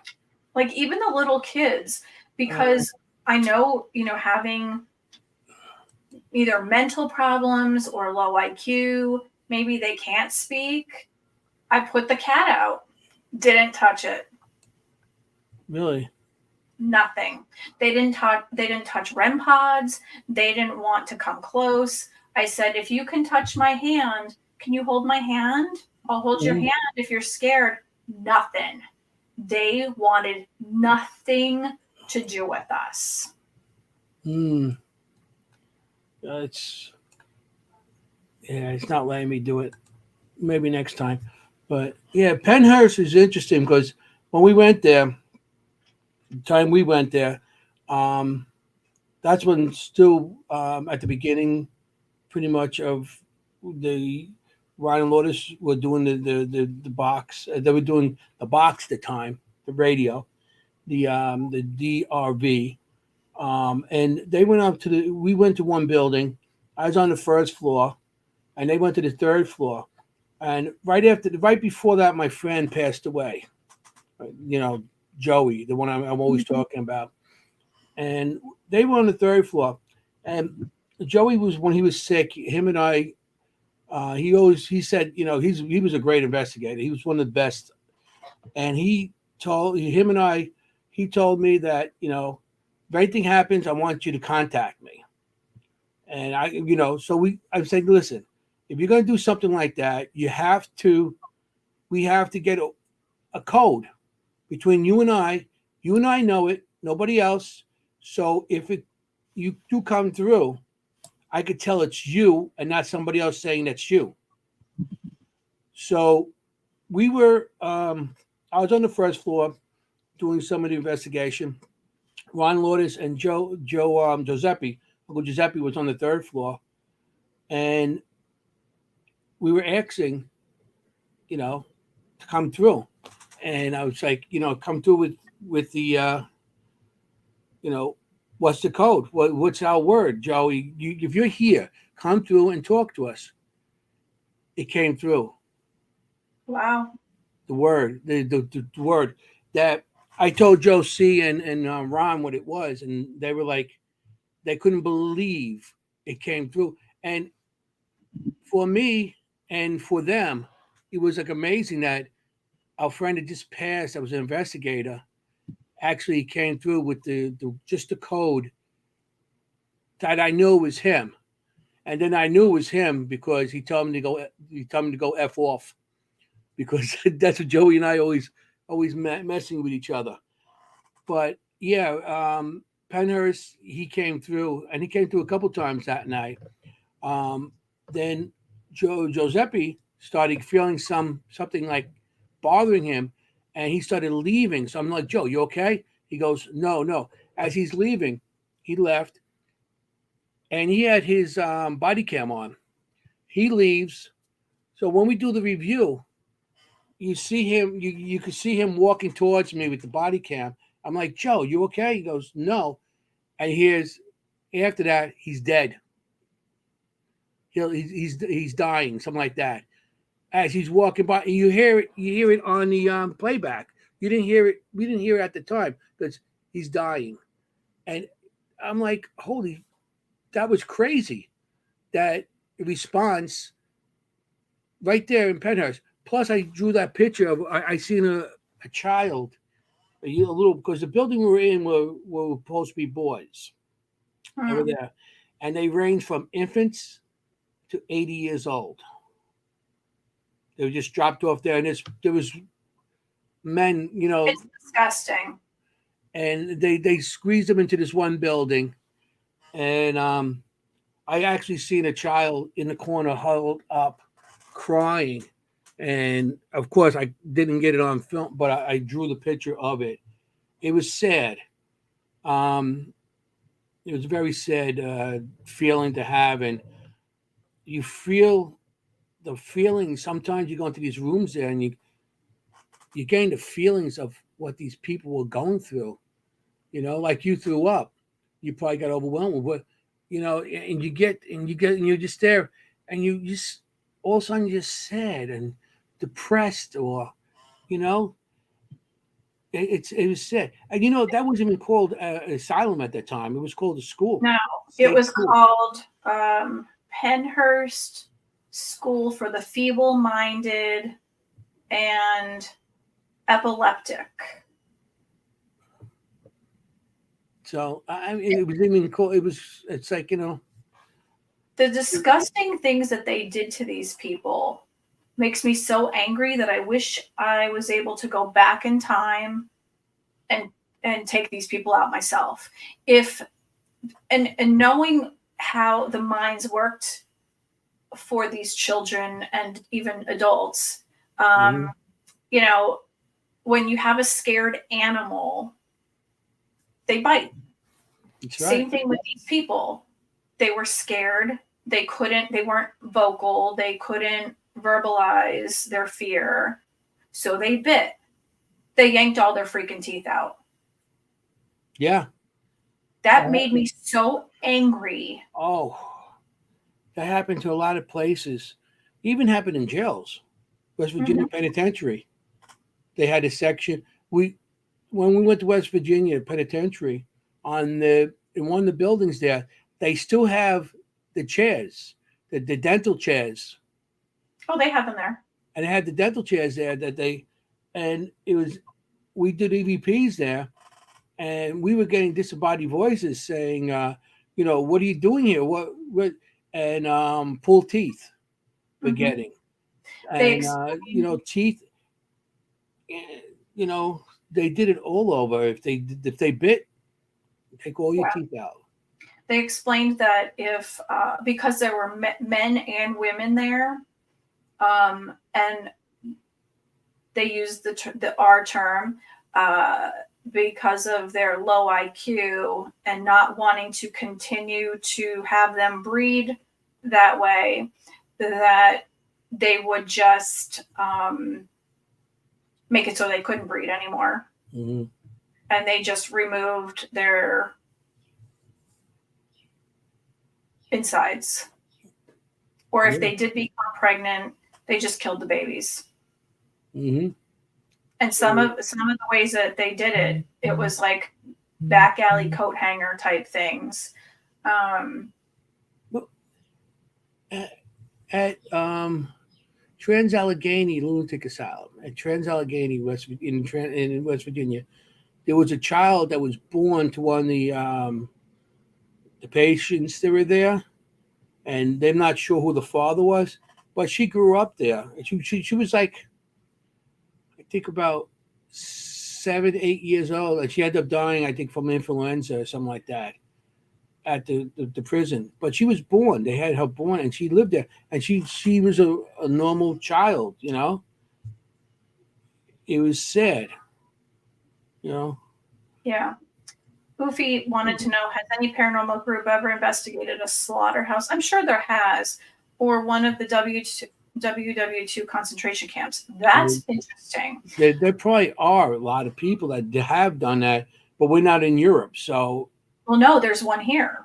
Actually, there's more than one here, and I've never knew this, and it's weird because we don't learn enough history in this country.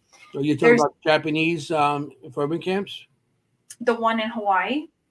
That was the Japanese that they were in prison they were United States citizens that were actually captured and put into these camps. There's the Japanese. So there is one in Hawaii, or there was one in Hawaii, I should say. There are some all over the country. We just didn't know them. It's extremely, extremely haunted. You can actually find the video of the show we shall not name. I know you guys love when I say that. GA, and his name starts with a Z, but he did do an episode on that one.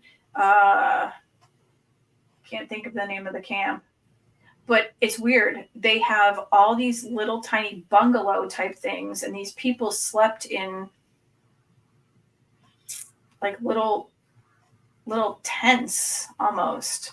It's super, super haunted, and they did horrible things to these people. You can look it up just by looking up like POW camp in Hawaii, or I think there were even some on the East Coast, if I'm correct, and like in the middle of the country. My husband. Hawaii wasn't a state at that time, was it?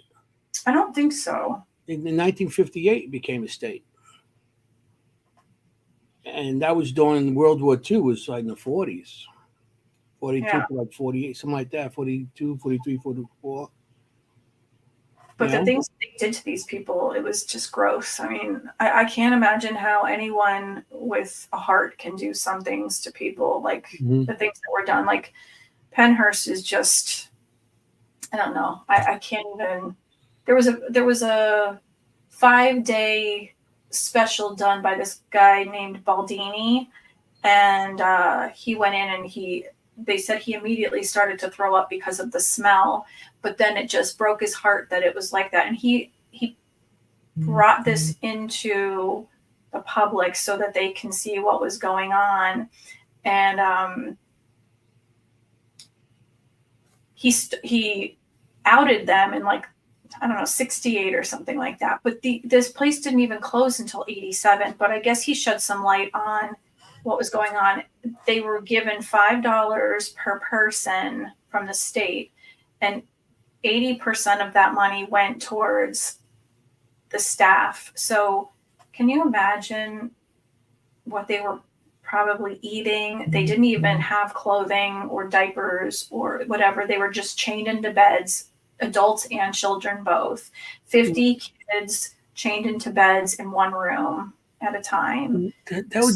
That was right here, even in New York. What was that? They had the big thing on that. Not Bellevue, right?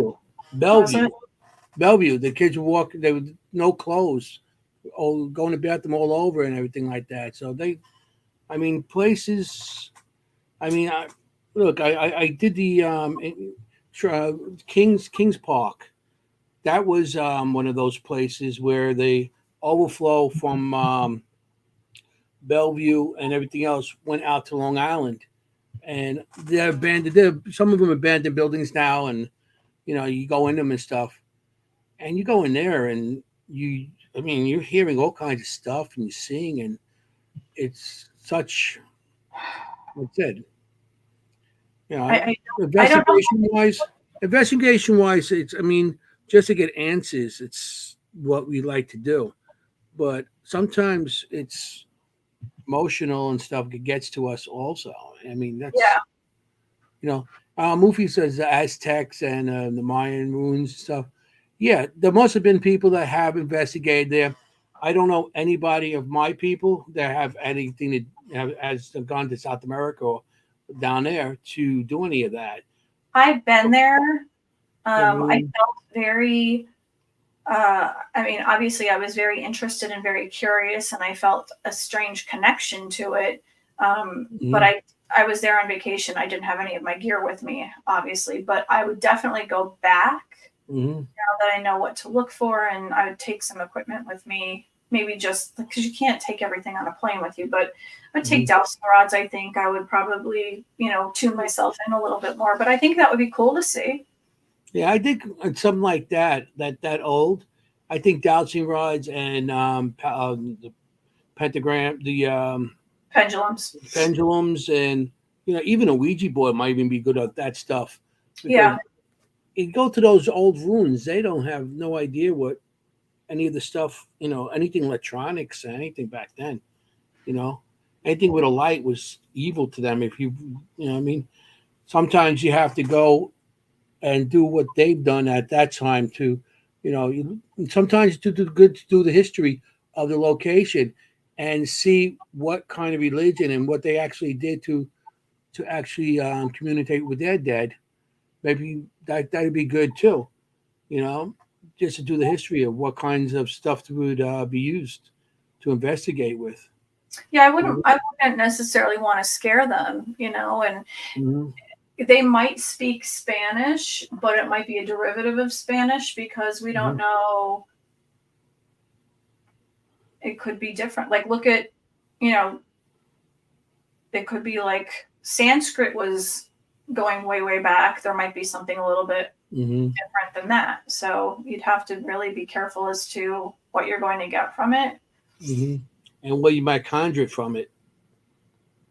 You don't want to have to buy a second airplane tickets for something that's stuck on you. Yeah, like look at the Brady Bunch. They brought back. They brought something back. Yeah, you don't want to get stuck with that too. Yeah, definitely not that. It's getting to that time, I think, maybe. It is. It's 7.